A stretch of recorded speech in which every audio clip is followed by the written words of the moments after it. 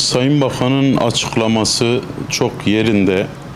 Gecikmiş bir adım da olsa evlilik kurumunu tehdit eden, gençlerin evlenmesini korkutucu kılan ve evliliği bir tür belaya girme noktasına getiren süresiz nafakanın tartışılmaya açılmış olması ve bizzat Aile ve Sosyal Hizmetler Bakanı tarafından bunun kabul edilemez bir durum olduğunu, bu uygulamanın değişmesi gerektiğini, buradaki haksızlığın giderilmesi gerektiğini, bunun akıl almaz bir durum olduğu, kabul edilemez bir durum olduğunun beyan edilmiş olmasını çok çok önemli buluyorum. Bir hukukçu ve bir sosyolog olarak gerçekten bu toplumu tehdit eden bir düzenleme.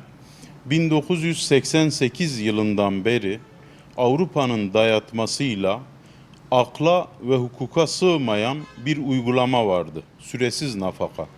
Bizzat Medeni Kanun'un 175.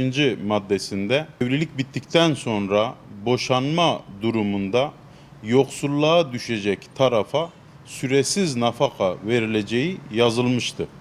Fakat Yargıtay birçok kararında ve mahkemeler emsal kararlarıyla ve uygulamalarıyla bu zulmü öyle bir noktaya taşıdılar ki öncelikle süresiz nafakanın öncesi olan mahkeme devam ederken verilen tedbir nafakasında kusurun asla tartışılamayacağını, tarafların kusuruna bakılmaksızın tedbir nafakası verilmesi gerektiği yönündeki içtihat kararları bu zulmü katmerleştirdi. Ondan sonra bütün mahkemeler istisnalar hariç süresiz nafakayı çok büyük ekseriyetle erkek aleyhine, çok büyük ekseriyetle kadın lehine vermeye başladılar ve bazı noktalarda emekli maaşı 1500 lira emekli maaşı alan mesela Adem Boyacı olayı, Adem Boyacı 1500 lira emekli maaşı alırken 2000 lira nafaka ödemek zorundaydı ve bu adam çalışmıyordu.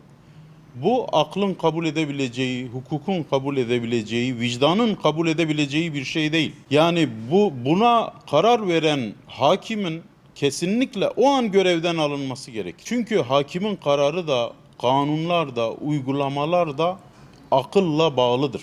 Akıl her şeyin ölçüsüdür dünyevi manada. Şimdi bu tür kararlar çok yaygınlaştı. Zulüm katmerli hale geldi. Toplumdan feryatlar yükselmeye başladı.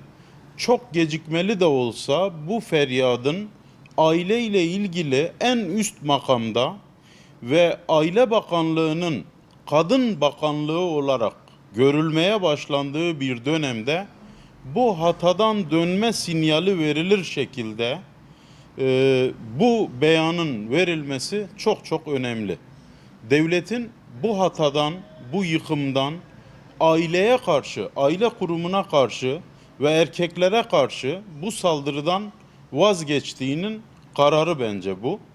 Ve bu aynı zamanda Sayın Cumhurbaşkanı'nın, Sayın Recep Tayyip Erdoğan'ın seçim vaatleri içerisinde aileyi güçlendireceğiz, aile konusuna önem vereceğiz, aileye zarar verici şeylerle mücadele edeceğiz şeklindeki beyanatının hayata geçirilişi diye düşünüyorum.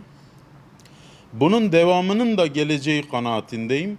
Adalet Bakanlığı'nın da böyle açıklamalar yapması gerektiğini ve böyle çalışmalar yapması gerektiğini düşünüyorum. Sayın Aile Bakanı'nın bu açıklamayı bir yaşlı bakım evinde yapması çok çok manidar.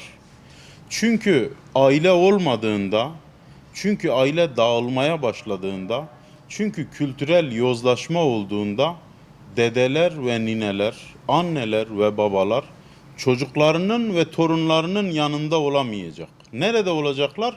Yaşlı bakım evinde olacaklar. O yüzden Sayın Aile Bakanı Mahinur Hanım'ın açıklamasının yaşlı bakım evinde yapmış olması adeta deprem enkazından yeni binaların en kısa sürede inşa edileceği müjdesinin verilmesi gibi bir şey. Bir harabeden bize bir imar sözü veriliyor.